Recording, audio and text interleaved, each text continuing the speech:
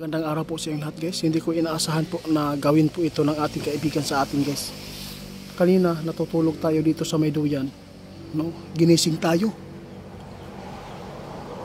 Hindi ko inaasahan na bumalik ang ating kaibigan na si tatay. Hindi pala si tatay aalis, kundi isinama siya ni kaibigan Dwindi dahil po meron silang pulong doon.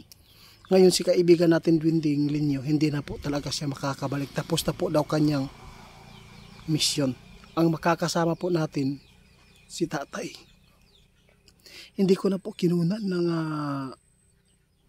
kamera yung pag-uusap namin. Ngunit guys, meron po siyang hatid na masamang mga mangyayari at magaganap guys. Alam po ba ninyo yung yellow na umulan po dito sa Mindanao, sign pala yun guys na meron pong mga kalamidad na malalakas po. Sa lahat po ng makapanood nito, pakishare guys. Naapoy babala si kaibigan sa Mindanao o sa Luzon. Ang Mindanao guys, okay lang po dito ha. Hindi gaano kadelikado ang kalamidad dito na mangyayari. Doon sa Luzon, doon po ang kinatatakutan ng ating kaibigan. Kaya ipapaabot ko sa inyo po ang habilin ng ating kaibigan. Wala po siya dito ngayon, no? Doon po sa bundok natin. Pasalamat tayo, nandito si kaibigan, magbibigay din po. Dalawa sila ang ating mga kaibigan ngayon na magbibigay po ng mga impormasyon tulad po ng mga kalamidad. Ngayon, meron siyang babala si kaibigan. Natatandaan po ba nyo guys na meron papasok na typhoon o bagyo? 6. Sinabi ng ating kaibigan kanina, pahanda daw guys, no? Dapat daw, pahandain daw kayo. Dahil po, meron po talagang magaganap na typhoon guys. Ngayong taon na ito, no?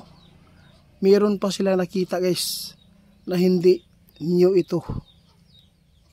Naku guys, hindi kayo makapaniwala sa ipapaabot natin guys. Meron siya natuklasan guys na meron po magaganap po dito sa ating bansa na hindi po natin magugustuhan. Hindi ko na lang babanggitin guys ha.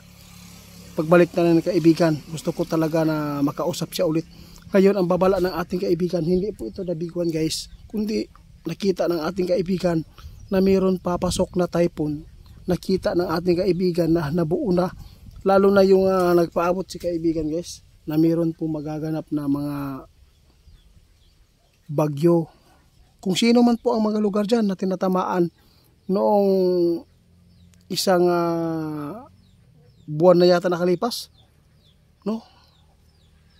Kung sino man po yung tinatamaan ng baha dyan, kung meron po ngayon na nabuo po na bagyo dyan sa Luzon, kasi may typhoon pagka ito po yung hinulaan ni kaibigan na nakikita po nila ngayon noong isang linggo, no? Mag-ingat po kayo. Kung mayroon pong ipinapaabot ang weathercaster, no? Kailangan po niyong makalisan dyan ha. Umalis kayo dyan. Huwag po kayo maghintay na lalamunin po ang lugar po, ang bahay po niyo ng tubig ha. Hindi ko inaasahan na bisitahin tayo ng ating kaibigan. Pero meron siyang hatid na hindi maganda. Good news sana sa atin kasi po nakabalik si kaibigan natin Dwindi. Ngunit bad news lang ang hatid nito. Dahil po mismo nakita nila sa karian po nila guys. Nagpapatuloy pa rin si kaibigan Linyo guys na tumingin sa panahon natin dito kung ano man po ang mangyayari. Pero wala na po siyang pag-asa na makakabalik pa si Linyo guys. Dahil po tapos na talaga ang kanyang misyon. Ngayon po meron lang po akong ipaalala sa inyo kung sa man tong gipang buhian ni kaibigan na Linyo ng mga kalamidad na dapat ninyong bantayan karon, mag-amping mo tungod kay nakita ni kaibigan tatay karon na mahitabo gyud ini ang typhoon. No? Huwag po ninyong baliwalian ito guys. Ginising ako ng ating kaibigan dahil lang po nakita po talaga nila doon sa Katayan ng Kaharian. Hindi po nila natiis guys na hindi nila maihatid itong balita, impormasyon na nakikita po nila. Yung yellow na umulan guys, malaking sign ng kalamidad pala yun. Sus nako. Kaya guys, salamat po sa inyo guys kung sino man po yung bibigay po ng mga impormasyon sa iba dahil po sa napanood nyo dito sa amin. Salamat po sa inyo. Pakishare lang akong video guys. Malaking tulong po yan sa mga tao na nangilagan po sa atin. tandaan niyo, ngayong inangat ng December guys, napakaraming masagupa ang mga tao, iba-ibang klaseng mga aksidente at kalamidad guys. Salamat po, salamat. Nagpapasalamat tayo kay kaibigan natin, Dwinding at Tatay, dahil po siya ngayon ang maggagabay at magbibigay po ng mga impormasyon, good news man o masama. Sana po hindi kayo matakot sa ipinapaabot ng ating kaibigan na meron po tayo po na.